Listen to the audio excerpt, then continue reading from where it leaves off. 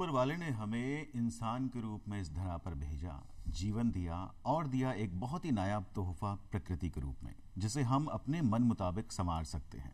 अब ये हम पर निर्भर करता है कि हम प्रकृति को अपने जीवन में किस तरह से शामिल करते हैं।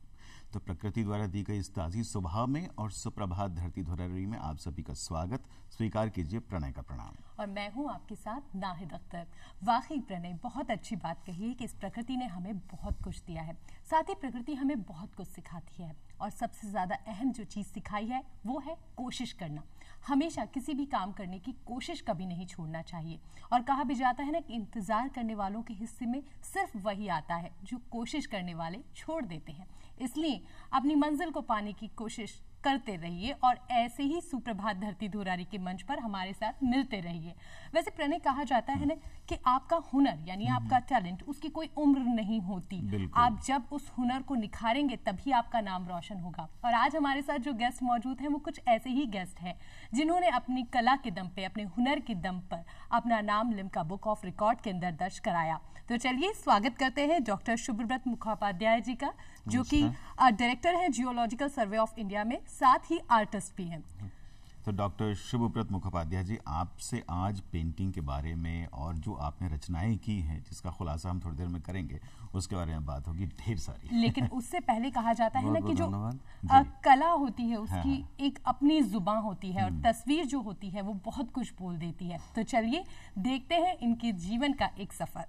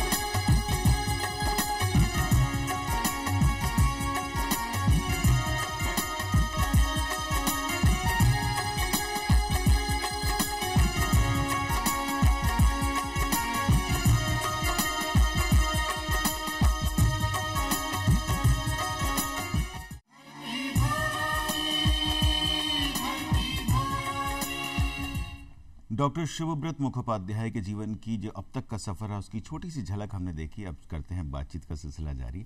तो शुभव्रत जी, आपने जो अब तक का सफर तय किया है उसमें वैसे तो हम ये मानते हैं कि जीवन में हम किसी न किसी से प्रेम करते हैं, लेकिन अब तक के अपने सफर में आपने पत्थरों से बहुत प्रेम किया। बहुत अच्छा। बल्कि पत्थरों को यूँ कह दिया जाए कि बोलना सिखा दिया आपने या कुछ कहना सिखा दिया। ये पत्थरों से प्रेम कब हुआ आपको?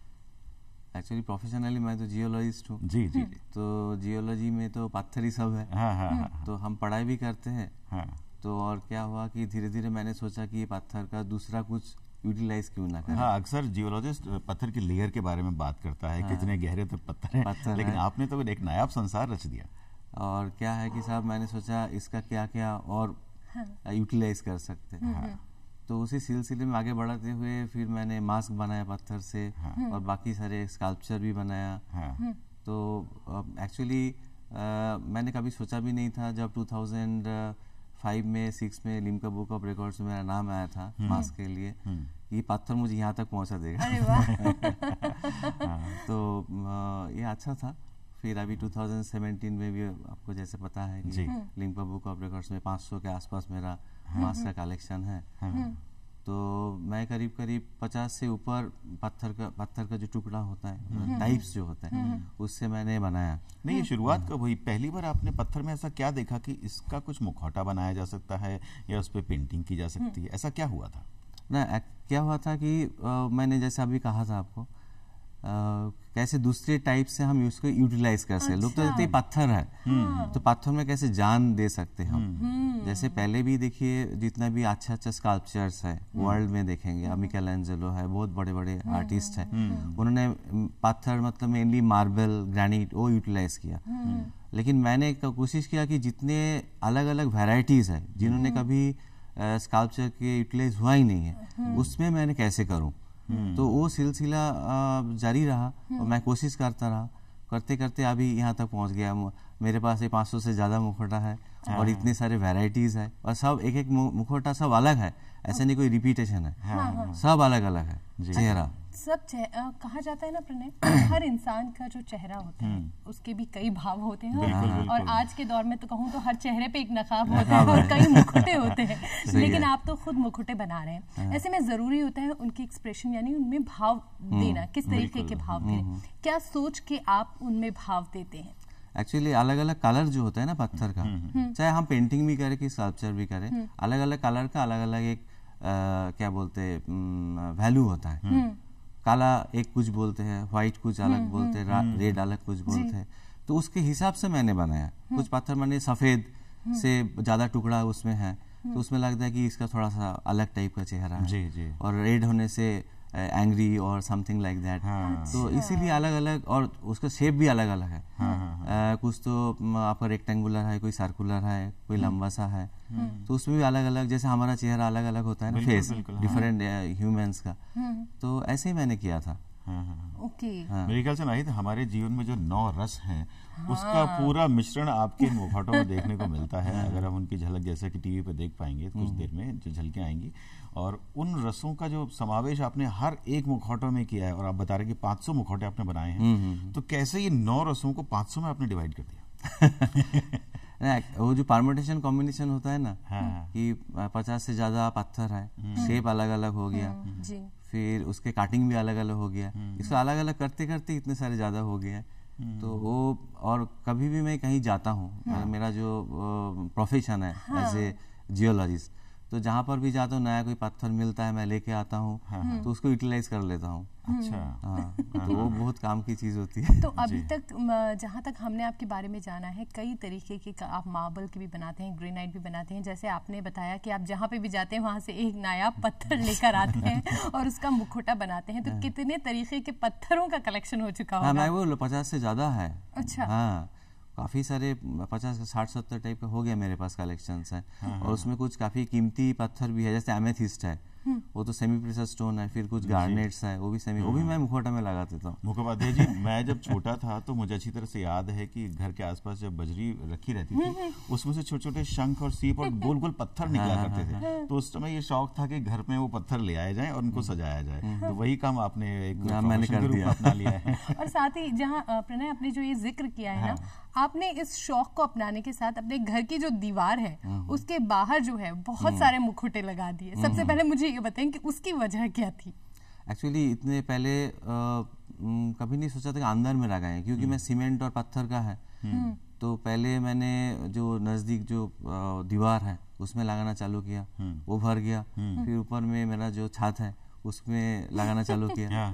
तो मानसरोवर में मेरा जो मकान है उसमें जितना भी छात है उसमें देखेंगे कि वो मुखौटा ही है, सब जगह मुखौटे हैं। और बाहर में जो मेन रोड है ना सांगानेर बाईपास, उसमें लोग आते जाते हैं। अच्छा। तो उसी लोकेलिटी में मुखौटा वाले मकान मेरा सब लोग जानते हैं। वो लोगों के साथ बच्चे भी आते हैं और बच्चे उसको मुखौटे वाले हाउस की जगह हॉन्टेड हाउस, कभी कभी डर भी जाते जो छोटे बच्चे हैं कि इतने सारे अलग अलग टाइप का चेहरा दिख रहा है, तो इसीलिए थोड़ा मजाक भी करते कभी कभी।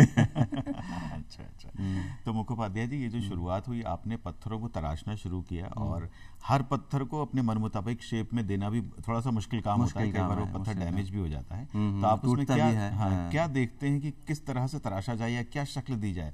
उसको गोल तराशा जाए या स्क्वायर दिया जाए या किसी और तरह के शेप में उसको ढाला जाए? क्या सोचकर आप उसमें एक शक्ल में भर देते हैं या उसको एक साइज दे देते हैं? मैं एक्चुअली कौन सी एक्सप्रेशन देना चाहता हूँ उसके हिसाब से मैं वो शेप बनाता हूँ। अच्छा। हाँ, वो जो मान लीजिए थोड़ा पत्थर का टुकड़ा बड़ा है तो वो छोटा मुखौटा में होगा नहीं, तो बड़ा मुखौटा बना लेता हूँ। कुछ मुखौटा मेरा तो 5 फीट तक है, कभी कुछ 6 इंच तक। जी जी। तो इतने सारे वैरायटीज हैं। तो तो मैं क्या बोलना चाहता हूँ उसके हिसाब से मैं शेप भी देता हूँ और पत्थर का काटता भी उसी हिसाब से। अच्छा अच्छा अच्छा। अच्छा, अभी जैसे प्रणय ने बताया था कि ये बचपन में जो है पत्थर ढूंढते थे, शंख ढूंढते थे, ऐसा हर एक के बचपन में और होता है। और कहते हैं ना, हम आगे बनने वाले होते हैं, या ये कहूँ कि पूत के पांव पालने में ही नजर आ जाते हैं। जो बचपन में हरकतें कर रहे होते हैं, कहीं ना कहीं वो हमारे फ्यूचर को हमें आगाह कर रही होती है कि हम ये करने वाले। तो आपके बचपन का अगर हम जिक्र करें तो वो कैसा था, और तब भी क्या ये शौक था पत्थरों के साथ कला बनाने का या कुछ नया करने का? नहीं, तब तो जब बचपन में इतना कुछ ज़्यादा नहीं था। हाँ। जब मैं एमएससी पढ़ रहा था IIT खड़गपुर में, तो उसी टाइम से वहाँ पर लाइब्रेरी बहुत अच्छा है। तो मैं पढ़ना चालू किया कि आर्टिस्ट के बारे में। तो बहुत सारे किताब अच्छे थे। तो उसी टाइम में मेरा थोड़ा सा अच्छा लगा कि मैं कुछ कर सकता हूँ, कि देखते। तो मैंने उसी टाइम में तो पेंटिंग से स्टार्ट किया था। तो जब प्रोफेशन में आ गए, देखा कि बहुत सारे पत्थर हैं, तो उसको हिसाब से मैंने किया है जी। और पेंटिंग भी मैं करता हूँ, जैसे आप बताइए है। और पेंटिंग में काफ़ी वैरायटीज़ भी करता हूँ। तो उसमें मेरा जो मानना है, मेरा जो कंट्रीब्यूशन बोल सकते हैं, मैंने ट्रेसिंग फिल्म करके एक चीज़ होती है, वो ट्रेसिंग पेपर होता है, उसके एक तरफ होता है आपका प्लास्टिक कोटेड होता है, वो इजीली टूटता नहीं है। तो उसके ऊपर मैंने पेंटिंग बनाया। तो वो इतना आसान नहीं है। उसमें क्या होता है कि जो रंग है ना, वो फ्लो हो जाता है, बैठता नहीं है। तो वो बनाना बहुत मुश्किल है। तो मैं वो भी चैलेंज में लिया, let me try that one, new medium you can say. तो जैसे पता चला, आपको पता है कि 2010 में लॉन्गेस्ट पेंटिंग मैंने बनाया था उसके ऊपर, वो 18 मीटर का था। शुभ्रत जी, हम इस बारे में जरूर बात करेंगे। लॉन्गेस्ट पेंटिंग का जिक्र करना तो वास्तव में उसका तो जिक्र भी लंबा हो जाएगा। लेकिन शुभ्रत जी, हम बचपन की सैर कर रहे थे, ये बताइए कहाँ जन्म हुआ आपका? मेरा कोलकाता में जन्म हुआ। कोलकाता में जन्म हुआ। मैं बड़ा हुआ दुर्गापुर में। अच्छा। तो वहाँ तक BSc पढ़ा, उसके बाद MSc और कुछ साल PhD भी वहाँ पर। ये सारी पढ़ाई कोलकाता में हुई? हाँ, कोलकाता में। जयपुर कैसे आना हुआ फिर? Jaipur profession, as a profession. अच्छा। हाँ, जब जॉब मिला तब यहाँ पर मैं आया 1994 में। जयपुर आने का जिक्र किया है प्रणय, लेकिन उससे पहले मैं ये ज़रूर जानना चाहूँगी कि कॉलेज के दिनों में जब आप IIT खड़गपुर में थे, तब कहा जाता है जो यंग एज होती है, जब आप पढ़ रहे होते हैं, तब IIT में हैं आप, तो जाहिर सी बात है पढ़ाई का प्रेशर भी बहुत था, लेकिन उस प्रेशर को आपने बहुत आसानी से रिलीज कर दिया और रंगों में अपने आप को खोज लिया कहीं, और आज उस मुकाम तक पहुँचे। तो कैसे वहाँ IIT में पढ़ने के दौरान ये कलर का, पेंटिंग का शौक डेवलप हुआ आपने?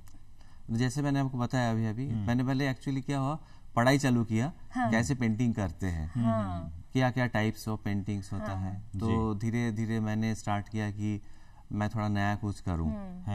तो उसी टाइम में मैं मेनली पेंटिंग ही करता था। तो धीरे धीरे पेंटिंग प्लस स्कल्पचर में भी आया।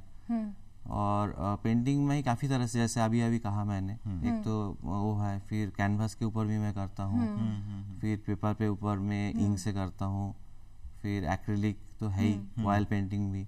तो मैं हमेशा चाह रहा हूँ कि नया नया एक्सपेरिमेंट करूँ। जी जी। तो वो मुझे बहुत अच्छा लगता है, नया टाइप का कुछ करना। शुभ्रत जी, बचपन में मुझे पेंटिंग का शौक था और मैंने तो हमेशा नेचुरल पेंटिंग बनाई है, चाहे वो ब्लैक शीट हो या वाइट शीट हो, लेकिन उस पर चेहरा मैं कभी नहीं बना पाया। जैसी आंख और नाक बनती थी वो पेंटिंग खराब हो जाती थी। मैंने सोचा चेहरा छोड़ते हैं, हम नेचुरल पेंटिंग की तरफ चलते हैं। लेकिन आपने तो जोड़ियों में पेंटिंग बनाई है, ये जोड़ियों में पेंटिंग बनाने का विचार कैसे आया? अच्छा, ये जो आप बोल रहे हैं। जी जी जी जी बिल्कुल, जो प्रणय वही जानना चाहते हैं। जब आपने 18 मीटर की जो पेंटिंग थी वो आसान नहीं थी, लेकिन उसमें जो आपने थीम ली वो लिया जोड़ियों का। और प्रणय, जोड़ी भी वो जो कि कहते ना भगवान राम और सीता की हो, राधा कृष्ण जी की हो। तो सबसे पहले वो जोड़ियां जो लेने का था, वो मकसद क्या था आपका? वो पेंटिंग का नाम है made in heaven. Made in heaven उनका नाम है। और उसका जो आप बैकग्राउंड देखेंगे वो भी उसमें स्टार्स है, प्लैनेट्स है, हेवनली एक है। तो मैंने चाहा कि वर्ल्ड में जितना फेमस जोड़ियाँ है उसको एक कॉम्पाइलेशन बोल सकते हैं। जी जी, कॉम्पाइलेशन। तो मैंने चालू किया था शिव पार्वती से, राधा कृष्ण है उसमें, फिर राम सीता है। ऐसे करते करते उसमें शाहजहां भी है, मुमताज भी है, फिर क्लियोपेट्रा भी है, एंटोनियो भी है। तो मैं किसी को नहीं छोड़ा, जितना वर्ल्ड फेमस कपल्स है उनका एक बोल सकते हैं आप कॉम्पाइलेशन किया था और मुझे बहुत अच्छा लगा वो पेंटिंग में करने। मतलब ये जो कपल्स थे इनकी संख्या ने पेंटिंग की जो लेंथ थी वो भी बढ़ा लेकिन प्रणय एक बात इसमें जरूर जानना चाहेंगे कि 18 मीटर बहुत लंबी पेंटिंग हुई और आसान नहीं है वो बनाना, वो सबसे पहले ये बताइए क्या क्या परेशानियां फेस करनी पड़ी आपको उस पेंटिंग को बनाने के दौरान? पहले ऐसा हुआ मैडम कि पहले रिसर्च करना पड़ा कि कौन सी हम ले, कौन सी कपल्स को ले।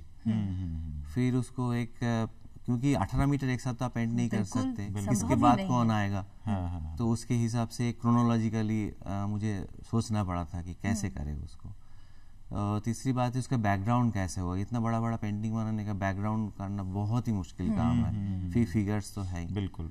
और एक बात बहुत जो इम्पोर्टेंट थी कि आप देख नहीं सकते हो ना, रोल करके घर में इतना बड़ा नहीं हुआ है कि एक साथ आप फैला के काम करोगे, तो आपको याद रखना पड़ेगा मैंने क्या पेंटिंग बनाया पहले और बाद में क्या बनाना, बिकॉज मेरे सामने तो 1 मीटर का ही जाएगा है, टेबल है, तो उसमें दोनों तरफ रोल है, एक तरफ तो पेंटिंग कर ली, एक तरफ करना है, तो that was a very big challenge कि कैसे करेगा उसको। कई बार खोल के भी देखना पड़ा होगा कभी पेंटिंग में जो जोड़ियां थी वो कौन सी थी, कहीं रिपीट ना हो। वो तो मैंने पहले एक स्केच बना के रखा था, इसके बाद ये आएगा, तो उसके हिसाब से मैंने बनाया। और काफी कम से कम मुझे लग रहा है कि याद आ रहा है कि 6 महीना तो लग ही गया था उसको बनाने में। तो तभी तो आसान नहीं होता प्रणय, तभी जो है लिम्का बुक ऑफ रिकॉर्ड में नाम दर्ज हो पाता है जब आप कुछ अच्छा और बेहतर करते हैं। अच्छा, लिम्का बुक ऑफ रिकॉर्ड के बारे में जानेंगे, लेकिन एक सवाल मेरे जहन में बार बार ये उठ रहा है कि आपने जो अभी ये पेंटिंग बनाई और हमने जो देखी उसमें कहीं ना कहीं पीछे हमें साइंस जरूर नजर आ रही है, उसकी वजह क्या है? क्या है कि मैं स्पेस के बारे में पढ़ता रहता हूँ, मुझे बहुत अच्छा लगता है, क्योंकि हमारे जो बॉडी है इसमें जितने एलिमेंट्स हैं सब स्टार्स में ही होता है। बिल्कुल। तो वहाँ से हम आए हैं, तो हमेशा मेरा जो स्टार्स है, गैलेक्सीज है, उसके बारे में जानना और पढ़ना बहुत अच्छा लगता है। तो ये तीन बड़ा पेंटिंग है, तीनों में आप देखेंगे कि background almost stars and planets है। बिल्कुल। जो पहला पेंटिंग मेरा था डांस इन हेवन करके, जो लिम्का बुक ऑफ रिकॉर्ड, वो भी 18 मीटर का है। उसमें भी पूरा बैकग्राउंड इसलिए हेवन रखा मैंने, डांस इन हेवन। उसका और एक मकसद था कि अभी तक हम सोच रहे हैं ना कि दूसरी जगह पे भी प्राण है, लेकिन अभी तक हम ही we are the alone, we are on this earth celebrating life, human being जो भी है, बाकी जो है, तो इसीलिए मैं उनको रखा कि डांस इन हेवन। तो उसमें करीब 75 फिगर्स है, 25 डांस फॉर्म्स है from all over the world. तो सब मिला जुला के क्या बोलते हैं एक हो जाता है, एक हो जाता है, जिसका मीनिंग जो है। तो मैं हमेशा वही कोशिश किया कि हम जहाँ से आए और वहाँ पर भी जाना भी है, तो उसको क्यों नहीं हम हमारे पेंटिंग में लेके आए। आपने अपनी पेंटिंग में तमाम जो डांस फॉर्म्स है उनका जिक्र किया है, तो लेकिन डांस फॉर्म का जिक्र करने से पहले आपको तमाम डांस फॉर्म्स के बारे में पढ़ना पड़ा डेफिनेटली। कहाँ के डांस फॉर्म्स, क्या इंडिया के हैं सारे डांस? ना, ऑल ओवर द वर्ल्ड का है। ओके। तो इसलिए क्या हुआ कि सबसे पहला जो मेरा फिगर है वो नटराज का है। नटराज को हम मानते हैं कि उसका देवता है डांस का, तो वहाँ से मेरा स्टार्ट हुआ है। तो उसके बाद में केव पेंटिंग्स जो आप देखेंगे उसमें भी काफी सारे डांस का फॉर्म होता है, वो मैंने लिया। तो एक क्रोनोलॉजिकली टाइम के साथ साथ डांस फॉर्म कैसे चेंज हुआ है उसके बारे में वो पेंटिंग है। अच्छा। तो काफी ऑल ओवर द वर्ल्ड का, उसमें माइकल जैक्सन का ब्रेक डांस है वो भी है। जी। तो सब मेनली इंडियन डांस फॉर्म्स है, क्योंकि इतने टाइप आप अलग अलग स्टेट में जाएंगे, अलग अलग डांस फॉर्म्स हैं। बिल्कुल। तो मोरल सबको मैंने कवर किया, प्लस जैसे सांबा है, सालसा है, जो बहुत फेमस है वो ऑल ओवर द वर्ल्ड, वो भी मैंने लिया था। अच्छा। यानी कुल मिलाकर जितने तरीके की जो कहेंगे कि नृत्य कला है, सबको आपने एक ही पेंटिंग के अंदर समावेश कर दिया, सबको एक साथ कर दिया। अच्छा, जिस तरीके से आपने बताया कि आपने उसके लिए पहले स्टडी की, जब आप वो पेंटिंग बना रहे थे तो आपके जहन में था कि ये पेंटिंग मेरा नाम जो है लिम्का बुक ऑफ रिकॉर्ड तक पहुंचाएगी, या कुछ ऐसी सोच थी? ना, इतना नहीं सोचा था, ऐसे करके आप काम कर भी नहीं सकते हो। बिल्कुल। पहली बात तो ऐसा है कि क्योंकि आपके ऐसे सोचेगा मुझे कहीं करना है वो ऐसे नहीं होता है। मैंने पहले बना लिया था, फिर मैंने सोचा एक बार ट्राई करते हैं। अच्छा। कि मुझे पता भी नहीं था कि इतना बड़ा पेंटिंग इसी मीडिया में कोई किया भी नहीं है जी। तो मैंने उनसे कांटेक्ट किया, फिर मैंने मटेरियल भेजा था तो उन्होंने एक्सेप्ट किया था कि ऐसा नहीं है हमारे रिकॉर्ड में। तो उसके हिसाब से आप कुछ भी आप काम करें, हम सोचते हैं ना हमें वो करना है, ऐसा नहीं। आपका अंदर में जुनून जो है वो जब तक नहीं हो आप नहीं कर सकते हो। बिल्कुल। तो पहली बार जब पहला खिताब लिम्का बुक ऑफ रिकॉर्ड का आपके नाम हुआ तो उस वक्त क्या अनुभव था, या आपको नजर आया कि कितनी मेहनत आपने कर डाली इस रिकॉर्ड को अपने नाम करने की? पहली बार जब आया तो 2005 में आया था, वो तो मास्क के लिए आया था। 2006 में भी आया था जी जी जी। और लास्ट ईयर भी आया, लास्ट टू लास्ट ईयर 2017 में जी। तो सफ़र तो काफ़ी लंबा है। और बात ऐसा है कि साहब इतने सारे चीज़ संभाल के रखना भी बहुत बड़ी बात होती है।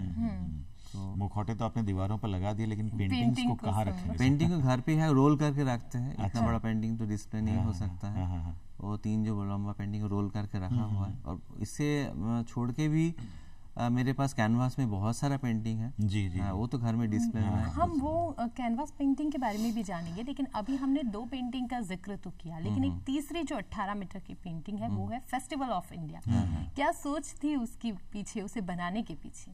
उसके पीछे मेन मकसद था कि यूनाइटेड इंडिया, हम सब एक है। जो भी करे, जो भी फेस्टिवल्स करे डिफरेंट स्टेट्स में, लेकिन हम तो इंडियन ही हैं। हाँ, बिल्कुल। तो उसीलिए मैंने क्या किया था कि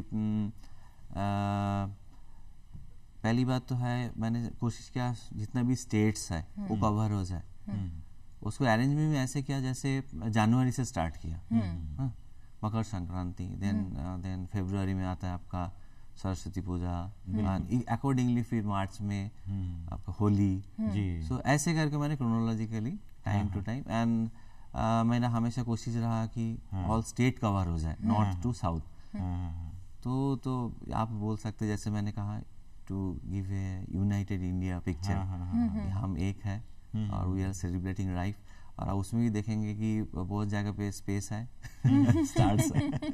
नॉर्थ टू साउथ आप चले और आपने एक अच्छी खासी पेंटिंग की रचना कर दी।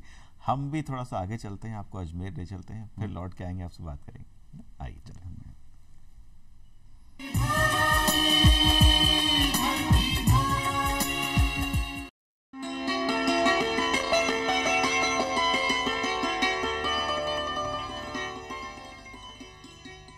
भारत में ब्रह्मा मंदिरों के निर्माण का एक तरह से निषेध है, किंतु केवल पुष्कर में ही बना है ब्रह्मा का ये प्राचीनतम मंदिर।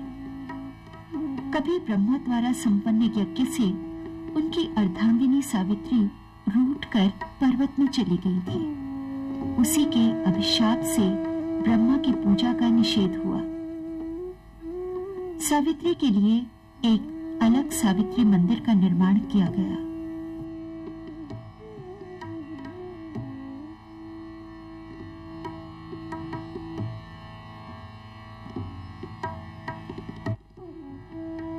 ब्रह्मा के इसी यज्ञ से जुड़ी है मांगल्यावास की भी एक रोचक कथा।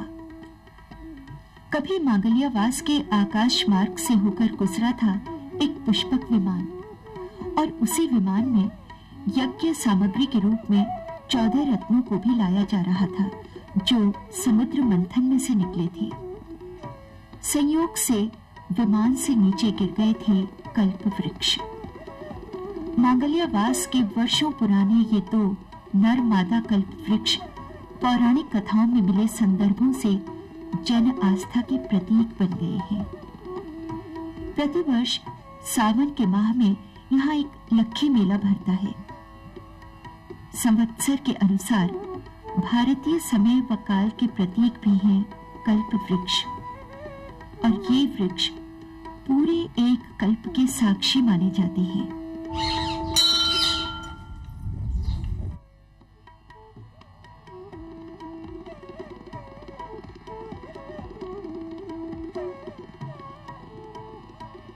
कल्प वृक्षों के दोनों ओर मुसलमान पीरों की 2 मज़ारें बनी हैं, जो भी काफी प्राचीन बताई जाती हैं। इन मज़ारों में भी काफी बड़ी संख्या में लोग आते हैं। मांगलियावास के ये मज़ार और कल्प वृक्ष हिंदू मुस्लिम समन्वय व धार्मिक सद्भाव के आज प्रतीक बन गए हैं।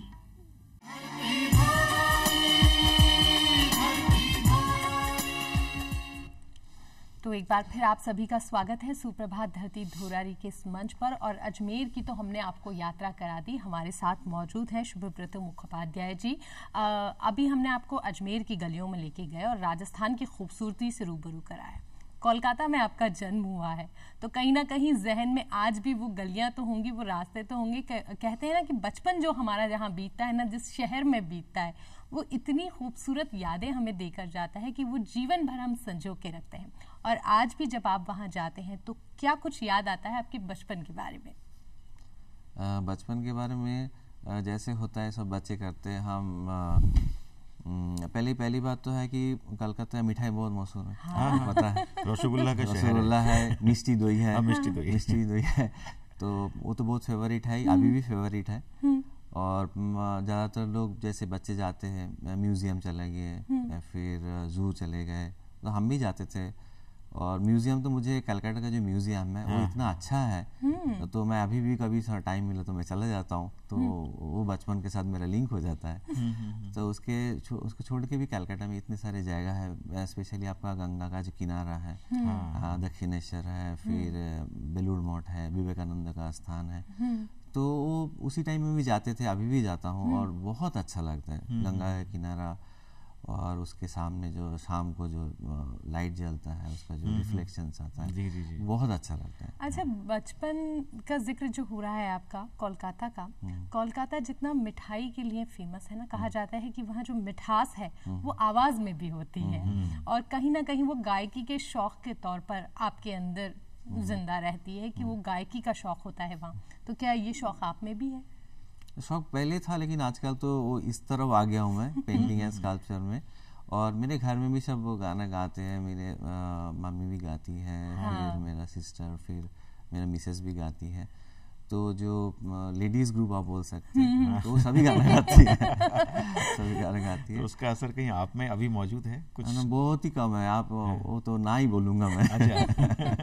वैसे अक्सर ऐसा होता है कि मेरे साथ तो अक्सर ऐसा होता है कि जब मैं अपने स्कूल के पास से कहीं से गुजरता हूँ तो एक पल ठहर जाने को मन करता है, देखने को मन करता है कि स्कूल की वो तमाम शरारतें, क्लास में जितने भी पढ़ाई के अलावा जो किस्से हुआ करते थे वो एकदम ताज़ा हो जाते हैं। आपको कोलकाता जाने पर कभी अपने स्कूल की तमाम शरारतें और जो भी आपने किया स्कूल में पढ़ाई के अलावा वो सब याद आता है? नहीं, एक्चुअली ना मैं कभी ज़्यादा शरारत नहीं करता था। अच्छा। तो पढ़ाई में मोरलेस ठीक ही था। तो कुछ तो शरारत जैसे बच्चे करते हैं इन जनरल बहुत, लेकिन ज़्यादा कुछ स्पेशल टाइप का कुछ नहीं था। लेकिन जो बच्चे थे हमारे साथ, जो फ्रेंड्स थे, उनसे अभी भी मुलाकात होता रहता है और कुछ पुरानी बातें याद भी आ जाते हैं, हम बात भी कर लेते हैं। और टीचर से भी कभी कभी मिल लेते हैं। तो स्कूल के टीचर फिर जब एमएससी पढ़े थे उनसे भी खड़गपुर में चला जाता हूँ कभी कभी। तो बहुत ज़्यादा याद आता है, बहुत ज़्यादा, क्योंकि खड़गपुर में मैं 6 साल रहा, तो बहुत अटैच था उनके टीचर्स के साथ भी, तो याद तो आ ही जाता है। फिर अगला जो कदम है वो कॉलेज की तरफ जाता है, जहाँ बचपन का जो भोला भाला इंसान होता है वो थोड़ा स्टाइल में आ जाता है, फैशन कैरी करने लगता है, हेयर स्टाइल को थोड़ा ध्यान रखने लगता है। आपके साथ भी ऐसा हुआ? स्टाइल ज़्यादा तो मैं कभी नहीं किया। तो नॉर्मल जो होता है, हमेशा पढ़ाई की तरफ ज़्यादा ध्यान देता था मैं। अच्छा। हम बहुत डिसेंट स्टूडेंट रहे हैं। डिसेंट स्टूडेंट रहा। तो फिर एमएससी के बाद पीएचडी भी कर लिया। पीएचडी तो राजस्थान यूनिवर्सिटी किया। जी।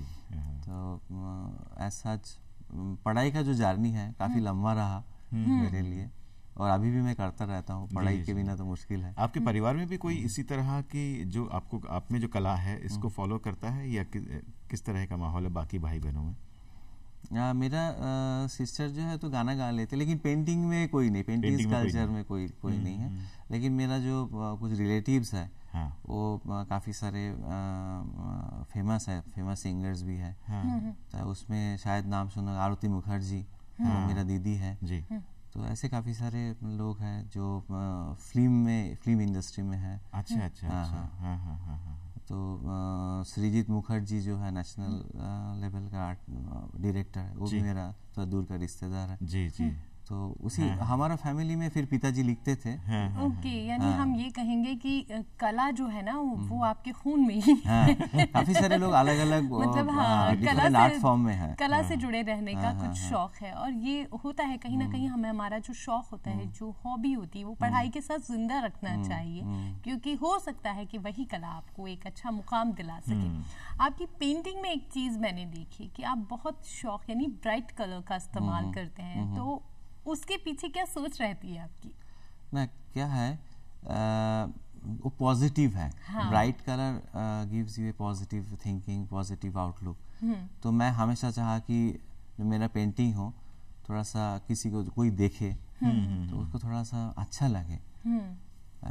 इसलिए मैंने हमेशा contrasting colour, yellow, blue, red, vibrant colour use करता हूँ, और वो दिखाते हैं मेरा अंदर का जो भावना है कि वो कितना ब्राइट है, वो मैं कोरिलेट करना चाहता हूँ जी। और जैसे बात हो रहा था आपसे कि जो पेंटिंग है वो आपका जो अंदर का जो ख्वाब है कि आप क्या बोलना चाहते हो, वो बाहर आता है। उसका वो एक बहुत स्ट्रॉन्ग मीडियम है एक्चुअली। आप क्या करना चाहते हो, चाहे आप कोई लिख रहे हो उसका अलग एक मीडियम है, फिर आप पेंटिंग कर रहे हो वो कुछ अलग मीडियम है। अलग अलग आर्ट फॉर्म का अलग अलग आपका मीनिंग होता है। जी बिल्कुल। तो इसीलिए मैं हमेशा कोशिश करता हूँ कि अलग अलग आर्ट फॉर्म करे। मैं कभी कभी कविता भी लिखता हूँ। अच्छा। तो फिर पेंटिंग, स्कल्पचर, अलग अलग, वही मैं बोल रहा हूँ कि जितना आप अलग अलग मीडियम जाएंगे तो उतना अलग अलग एक्सप्रेशन जो है। जिस तरह से आपको अपनी पेंटिंग के तमाम कलर और एक्सप्रेशन याद हैं, तो जो अपनी पोइट्री लिखी है, कुछ शब्द याद हैं अभी इस वक्त सुनाना चाहिए? अभी तो बाद में करेंगे समझ को, अभी लेके आए। वैसे सुब्रत जी, आपके चेहरे की रौनक बता रही है कि ये रौनक उस वक्त भी ज्यादा आई जब आपको पुरस्कृत किया गया, आपको जो प्राइज मिला, और खासकर महामहिम राष्ट्रपति महोदय के द्वारा। वो क्या अनुभव था और किस मुद्दे पर वो प्राइज मिला? वो एक्चुअली आर्ट से रिलेटेड बिल्कुल ही नहीं है। अच्छा। वो मेरा प्रोफेशनल लाइफ से रिलेटेड है। अच्छा। वो है actually national geo science award 2013। वो मुझे मिला था प्रणब मुखर्जी साहब से, हमारे प्रेसिडेंट थे उसी टाइम राष्ट्रपति भवन में। तो वो मिला था मुझे। कॉपर एंड गोल्ड डिस्कवरी किया था मैंने, ये अलवर के पास में मुंडियावास खेड़ा बोल के जगह है, और उसके बिना भी नीम का थाना एरिया है ना राजस्थान में। तो सब मिला के मेरा जो टोटल प्रोफेशनल जो अचीवमेंट था उसके हिसाब से वो मिला था मुझे। तो वो बहुत ही अच्छा एक अनुभव था। जी। Out of the world you can say. तो कला के इतर एज ए जियोलॉजिस्ट आपका किस तरह का काम रहता है? वैसे तो हम सब जानते हैं कि जियोलॉजिस्ट क्या करते हैं, लेकिन आपके मुंह से सुनना चाहेंगे। हाँ, हम actually geological Survey of India में बहुत सारे काम करते हैं। एक तो आपका मेनली काम है मैपिंग करना, फिर जितना भी आपका मेटल्स हम यूज करते, कॉपर हो, गोल्ड, सिल्वर, आयरन, वो हम ढूंढते हैं। वो ढूंढने के बाद उसको ड्रिलिंग होता है, फिर हम बताते हैं कि वो हम राष्ट्र को समर्पण करते हैं, जिसको बोलते हैं to give it to the state government. And उसके हिसाब से ऑक्शन भी होता है, दिन वहाँ पर माइन भी होता है। तो एक लंबा प्रोसेस है। और Geological Survey of India as such oil छोड़ के और एक दो एटॉमिक मिनरल डिवीजन करती है, यूरेनियम, उसको छोड़ के मैक्सिमम जितना भी कमोडिटीज है मेटल्स में हम काम करते रहते हैं ऑल ओवर द इंडिया। जी जी जी। तो ये तालमेल कैसे बिठाते होंगे? क्योंकि एक तरफ हम समझ सकते हैं आप उस वहाँ डायरेक्टर हैं जियोलॉजिकल सर्वे ऑफ इंडिया, बहुत जिम्मेदारी है आपके ऊपर, और एक तरफ पेंटिंग करना, स्कल्पचर बनाना, ये तालमेल कैसे बैठ पाता है? ये एक्चुअली आप बोल सकते हैं पेंटिंग स्कल्पचर एक स्ट्रेस रिलीवर है। मैं तो हमें सबको बोलता हूँ कि आप कुछ न कुछ करिए, हॉबी जिसको बोलते हैं। आप पूरे दिन थक गए, उसके बाद थोड़ा सा गाना गा लीजिए, पोएट्री लिख लीजिए, पेंटिंग कर लीजिए, आपका जो स्ट्रेस है अंदर में वो रिलीज हो जाता है। बिल्कुल बिल्कुल। तो वो बहुत जरूरी है, बहुत जरूरी है वो करना, अदरवाइज आप सरवाइव नहीं कर पाएंगे। हमेशा काम के बारे में सोचने से काम भी ठीक नहीं होता है। ब्रेन का जो यूटिलिटी है वो प्रॉपर नहीं होता है। वैसे किसी विद्वान ने बहुत खूब कहा है कि खुद को खुश रखने का अधिकार हर इंसान को है। इंसान का है, वो तो बहुत जरूरी है। तो अदरवाइज क्या होगा कि मोनोटोनस हो जाता है लाइफ। जितनी भी पेंटिंग्स आपने बनाई है, आप जैसे कह रहे हैं कि उनको आप रोल करके रखते हैं, हर चीज इस दुनिया में धीरे धीरे घटती है, डेप्रिसिएशन हर जगह पर काउंट होता है, चाहे वो कुछ भी चीज हो। ऐसे ही पेंटिंग के साथ भी है, उसकी उम्र जैसी बनने के बाद हर दिन घटने लगती है। कैसे उसको प्रिजर्व रख पाते हैं, कैसे उसकी सार संभाल कर पाते हैं? ये बहुत अच्छा क्वेश्चन पूछा आपने। ये जो मीडियम है ये इतना अच्छा एक मीडियम है। एक तो है प्लास्टिक शीट जो होता है ना, एक्रिलिक मीडियम, वो एक्चुअली एक्रिलिक का जो पेंट है वो प्लास्टिक है, प्लास्टिक इज बाइंडिंग मटेरियल। जी जी जी। उसका लॉन्जिविटी काफ़ी अच्छा होता है। और मैं जिसके जो ट्रेसिंग फिल्म है वो इजीली टूटता नहीं है। अच्छा। वो बहुत सालों तक रहेगा। वो कोई खराब होने वाला चीज़ है ही नहीं। और उसमें सबसे अच्छा है कि जैसे नॉर्मल जो कैनवास है वो धीरे धीरे आपका धूल होता है, मिट्टी होता है, उसे साफ करने मुश्किल होता है। और एक्रिलिक कलर ऐसा है जिसमें आप धो सकते हो, साफ कर सकते हो, बिकॉज वो प्लास्टिक बेस्ड है। तो इसमें उसका कोई प्रॉब्लम है ही नहीं। इवन जो मैं कैनवास बनाता हूँ आजकल वो भी एक्रिलिक में यूज करता हूँ, वो आराम से रहता है, धूल मिट्टी अच्छे से साफ हो जाता है। तो यानी आसानी से उसकी सार संभाल हो जाती हो है, जाती टेक्नोलॉजी का है। फायदा है। अच्छा, एक चीज हम जानना चाहेंगे, जब भी कोई पेंटिंग या कलाकृति या कोई मुखौटा आप बना रहे होते हैं, क्या जहन में होता है आपके? सबसे पहले क्या सोच रहे होते हैं जब आप उसे बनाने वाले होते हैं? और जैसे मैंने पहले कहा कि हमेशा मैंने कोशिश किया कि उसको यूनिक बनाने के लिए, ये मेरा हमेशा रहता है। चाहे मैं प्रोफेशनल लाइफ में हूँ कि मैं आर्ट में हूँ, मैं चाहता हूँ कि जो मैं करूँगा पहले I should be the first person to do that one. इसी टाइप की सोच में हमेशा चलता हूँ, थोड़ा यूनिक करने के। ये हमेशा मेरा रहता है। एक एग्जीबिशन भी मैंने किया था कुछ दिन पहले, कैनवास का था, तो वो मेनली आपका मोनोक्रोमेटिक कलर्स था। हाँ, मोनोक्रोमेटिक एक ही कलर में से ब्लू, उस कैनवास में ब्लू है तो ब्लू ही है, रेड है तो रेड ही है। That was a unique waiting for you करके वो एग्जीबिशन था। तो मैं उसी टाइप का काम करना पसंद करता हूँ जो पहले कोई नहीं किया हो। जी जी जी। तो मेरा हमेशा कोशिश। वैसे मुखोपाध्याय जी, ऊपर वाले ने तो बड़ी कारीगरी की है और ये उसी के बलबूते पे मुनासिब हो पाया कि उसने हर चेहरे को एक अलग शक्ल दे दी है। कोई किसी से बहुत ही कम ऐसे हैं रेयर केसेस जहां कोई शक्ल दूसरे से मिलती है। आपने तो 500 मुखौटों का निर्माण किया, आपने कैसी कारीगरी अपनाई कि एक मुखौटा दूसरे से मिले नहीं कहीं पर? ये बहुत चैलेंजिंग है, ये बहुत चैलेंजिंग है। आपने ये कैसे मैं करता हूँ बताना बहुत मुश्किल है। मैं सीरियस, आपने आप आता है। आप सोच के कर नहीं सकते हो, क्योंकि आप सोचो कि अभी अलग करना है, लेकिन वो मुझे लगता है कि भगवान का कृपा है, वो ऑटोमेटिक मेरे पास आ जाता है कि मैं अभी ये इसी टाइप का करूँगा। और अलग अलग जब पत्थर आ जाता है ना, डिफरेंट टाइप्स, तो डेफिनेटली उसका कॉम्बिनेशन भी अलग करना चाहता हूँ मैं।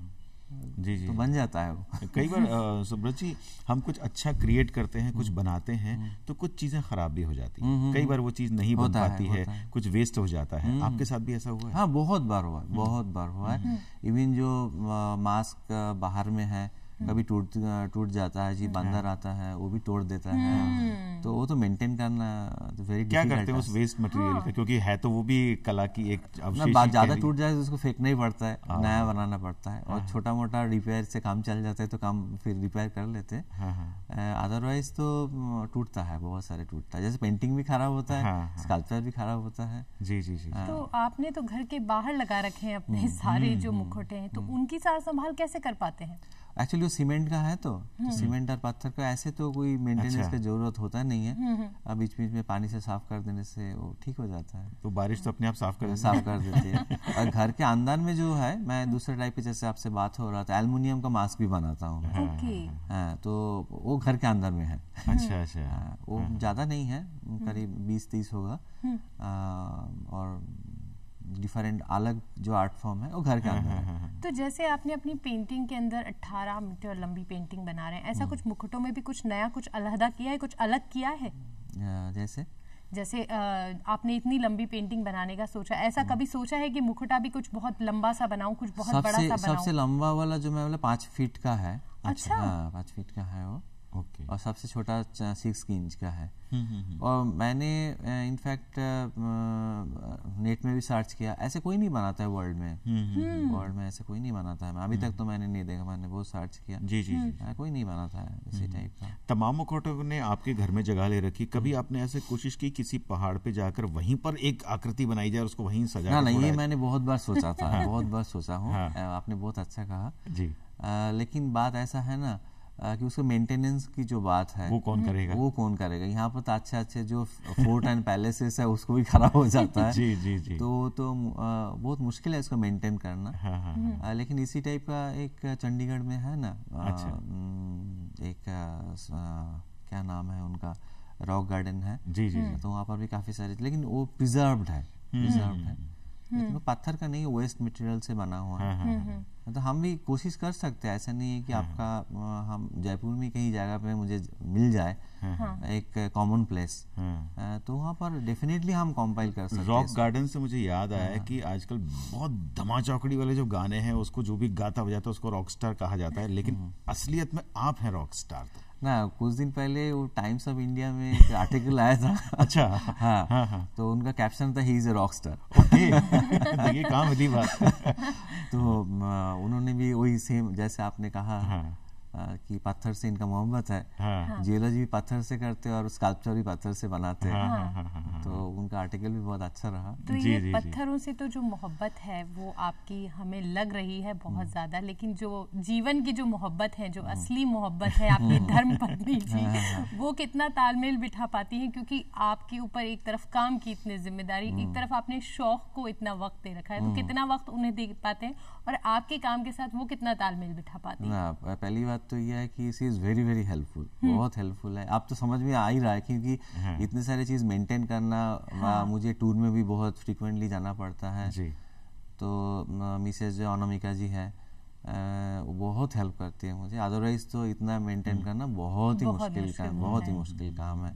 घर अकेला संभालना, क्योंकि कभी 10 दिन 12 दिन के लिए बाहर चला जाता हूँ, उसको संभालना बड़ी बात होती है। जी जी। तो कभी आपने उनके लिए कुछ खास पेंटिंग या मुखौटा बनाया है? पेंटिंग तो बनाया है, मुखौटा तो नहीं बनाया। पेंटिंग तो बनाया है। और इंस्पिरेशन तो है ही मैडम, तो इंस्पिरेशन है ही, डेफिनेटली है। आपने अभी कुछ देर पहले जिक्र किया कि आपके परिवार में या दूर के रिश्तेदार कुछ फिल्म लाइन में हैं, कभी आपके जहन में नहीं आया कि मुझे भी इस लाइन में जाना चाहिए? जैसे सबका होता है ना, मुझे भी कभी कभी लगता है। लेकिन इतने सारे छोड़ के बिल्कुल अलग लाइन पे जाना बहुत मुश्किल काम है, बहुत मुश्किल काम है। वो अभी तो नहीं सोचा, लेकिन कभी कभी दिल में आता तो है। बिकॉज हमारे देश में सत्यजीत रे थे, मृणाल सेन थे, इतने बड़े बड़े डायरेक्टर्स थे। कोलकाता ने बहुत बड़े निर्देशक और एक्टर्स दिए हैं। तो बचपन से उनका फिल्म देखा भी हूँ, तो अभी भी देखता हूँ। तो उसमें हमेशा लगता है कि हाँ कुछ करे, because that is I think that is ultimate art form. जो फिल्म होता है उसमें आपका सब कुछ जानना चाहिए, पेंटिंग भी, स्कल्पचर भी, फिर ड्रामा, म्यूजिक। तो लेकिन अभी कुछ नहीं सोचा। अच्छा, आपने एक एक्टिंग के बारे में तो नहीं सोचा, लेकिन कहते हैं ना कि जो काम हम कर रहे होते हैं, जो हमारी हॉबी होती है, उसको लेकर भी हमारा एक ख्वाब होता है कि हम इन फ्यूचर इसके अंदर ये करेंगे, ये कुछ नया करेंगे। उसको लेकर आपका क्या ख्वाब है, क्या करना चाहते हैं? ना, एक बात है कि मैंने कभी भी सोचा हूँ, कांटेक्ट भी करूँगा डेफिनेटली। जो ये जो मास्क है थोड़ा पब्लिक प्लेस में और भी बाहर के जो लोग आ रहे हैं, बिकॉज जयपुर छोड़ के यहाँ पर तो कुछ इसी टाइप का स्कल्पचर किसी के पास है भी नहीं इंडिया में। तो क्यों ना हम ऐसे जगह पे इसको लगाए कि लोग आके देखे कि एयरपोर्ट में हो, रेलवे स्टेशन पे हो। एक मेरा तो ये है कि पब्लिक प्लेस में आके जयपुर में ऐसा हो रहा है। ये बहुत अच्छी सोच है। तो मैं देखता हूँ, कांटेक्ट करूंगा कि कहीं पे डिस्प्ले में आ जाए पब्लिक प्लेस पे, जयपुर का नाम भी रोशन होगा उसमें कि ऐसे हो रहा है काम। ये मेरा तो ख्वाब है, ट्राई जरूर कोशिश करूंगा, देखते क्या होता है। तो ये इस ख्वाब के संग कहीं ऐसा लगता है कि इतना जो सफर आपने तय कर लिया उसमें कुछ कसक बाकी रह गई है, कुछ छूट गया है, इसको भी पूरा किया जाए? वो तो ऐसे आपको आर्ट ऐसा एक लाइन है ना जिसमें हम हमेशा सोचते हैं कि ये करना बाकी है। ये तो नेवर एंडिंग है, नेवर एंडिंग है। अभी जैसे मैंने 18 मीटर बनाया तो कभी कभी लगता है क्यों नहीं 100 मीटर। मुझे 500 बनाया है, कभी कभी लगता है व्हाई नॉट 1000, व्हाई नॉट 2000। ये तो होता ही रहता है। लेकिन वो जो इंस्पिरेशन आपके दिल में रहता है ना, तभी तो आप आगे बढ़ते हो। वो तो हमेशा जरूरी है, वो जोश और जुनून बहुत जरूरी है। कुछ टारगेट बोलते हैं जिसको, ऑब्जेक्टिव, वो नहीं होने से आप आगे नहीं बढ़ते। तब ना नया नया कुछ आएगा आपके दिमाग में। अपने काम को लेकर देश के बाहर जाना हुआ आपका? नहीं, कभी नहीं हुआ, कभी नहीं हुआ। इच्छा है? इच्छा तो है, क्योंकि इसी टाइप का काम लोग करते भी नहीं है। क्योंकि आजकल नेट है, आपको पता चल जाता है कि बाहर के लोग कैसे काम करते हैं। इसी टाइप का काम कोई नहीं करते। लेकिन क्या है ना, प्रोफेशन के साथ बाहर जाना इज वेरी डिफिकल्ट, बहुत मुश्किल काम है। बिकॉज मेरा प्रोफेशन बिल्कुल अलग है और ये अलग है, लेकिन कहीं ना कहीं जुड़ा है पत्थर से। बट बाहर में जाना, एग्जीबिशन करना, उसके लिए बहुत टाइम चाहिए। बिल्कुल। हम इतनी देर से पत्थरों की बात कर रहे हैं, लेकिन किस किस तरह के पत्थर आपने काम में लिए हैं, क्या उनके नाम बता सकते हैं? हाँ, क्यों नहीं। कॉमन जो है आपका ग्रेनाइट, बेसॉल्ट, फिर आपका मार्बल तो है ही, उसको छोड़ के भी बहुत सारे पत्थर है। क्वार्ट्जाइट भी है, क्वार्ट्जाइट है, फिर एल्बिटाइट है, फिर कुछ अल्ट्रामैफिक रॉक्स भी बोलते हो, सर्पेंटिनाइट है, फिर कुछ रेयर मिनरल्स भी है। जैसे कुछ इवन मैं क्वार्ट्ज का क्रिस्टल्स होता है वो लगाता हूँ, एमेथिस्ट है। फिर बिस्मथ का कुछ मिनरल्स है, फिर डिफरेंट टाइप्स और मिनरल्स है। और मिनरल्स जिसमें कॉपर मिलता है, कॉपर, चैल्कोपायराइट, पायराइट, बहुत सारा है, बहुत सारे हैं। तो कभी जब आप अपना काम कर रहे होते हैं, जब कोई खोज कर रहे होते हैं एज ए जियोलॉजिस्ट, जब तो आपके जहन में पहले क्या चीज आती है कि इसका कोई मुखौटा बनाना है? नहीं, बिल्कुल नहीं। कभी ऐसा हुआ है? नहीं, कभी नहीं हुआ। यूजुअली जो जब भी स्टार्ट हुआ था ना, जो पत्थर पड़े रहते, जो वेस्ट है, मैं हमेशा चाह उसको यूटिलाइज करें। अरे वाह, ये बहुत अच्छी चीज है आपने कि जो चीज यूज नहीं आ रही है उसको एक अच्छा वो कैसे यूज करें। Use the. आज के दौर में अगर मैं जिक्र करूं, आपने अपने शौक के दम पर एक बार नहीं 4 बार अपना नाम लिम्का बुक ऑफ रिकॉर्ड में दर्ज कराया। ये सिर्फ आपकी एक हॉबी थी। और अगर हम और लोगों की बात करें, आम लोगों की, तो कई लोग अपनी हॉबी को, अपने शौक को दफन कर लेते हैं, वो उस शौक को खत्म कर लेते हैं। बिल्कुल बिल्कुल। तो आप क्या लगता है कि उन्हें अपने शौक को बढ़ावा देना चाहिए? डेफिनेटली चाहिए। उसके लिए क्या होता है ना, आपको ज़्यादा एक्स्ट्रा मेहनत करना पड़ेगा। आप 9 बजे 8 बजे ऑफिस से आते हो, उसके बाद में आपको ये जो एक्स्ट्रा 2-3 घंटा देना पड़ता है, वो बहुत टफ हो जाता है। और बहुत टफ, आप थक जाते हो मेंटली एंड फिजिकली। उसके ऊपर से आपको नया सोचना, लेकिन आप एक बार सोचना चालू करेंगे, स्टार्ट करेंगे, तब क्या होता है कि आपका ब्रेन रिफ्रेश हो जाता है, माइंड रिफ्रेश हो जाता है। वो चाहे कोई किसी का उम्र ज़्यादा हो, कम हो, ये करना बहुत जरूरी है। हॉबी परस्यू करना बहुत अच्छा रहता है, मेंटली एंड फिजिकली। जी, आपने बिल्कुल सही फरमाया। और ऊपर वाले ने हमें दिए सिर्फ 24 घंटे हैं, उसी समय में से हमको समय निकालना है, समय का सही नियोजन करना है एक्चुअली। तो डॉक्टर शुभव्रत मुखोपाध्याय जी, बहुत आपने जो इतना कलात्मक संसार से हमें मिलवाया है, खासकर पत्थरों के से हमें मिलवाया है, जिन पत्थरों को आपने बोलना सिखा दिया है, कुछ कहना सिखा दिया, तो बहुत अच्छा लगा आपसे मिलकर। आपको कैसा लगा इस यात्रा में? बहुत अच्छा लगा, बहुत अच्छा लगा। कभी मैंने इतना लंबा इंटरव्यू नहीं दिया, पहली बात तो यही बोलो। छोटा छोटा इंटरव्यू बहुत दिया हूँ मैंने, लेकिन इतना लंबा बहुत अच्छा लगा। हमें भी आपसे मिलकर बहुत अच्छा लगा। धन्यवाद, आप यहाँ पर आए। लेकिन चूंकि वक्त कहता है कि अब इजाजत ली जाए और हम अपने दर्शकों को ताज़ा अपडेट बताएं कि क्या कुछ खास हुआ है, तो दर्शकों अब वक्त हो चुका है आपसे इजाज़त लेने का। लेकिन हम आपको उससे पहले लोकगीत जरूर सुनाएंगे, फिर आपसे मुलाकात होगी किसी खास शख्सियत के साथ। तब तक हमें दीजिए इजाज़त। नमस्कार। नमस्कार।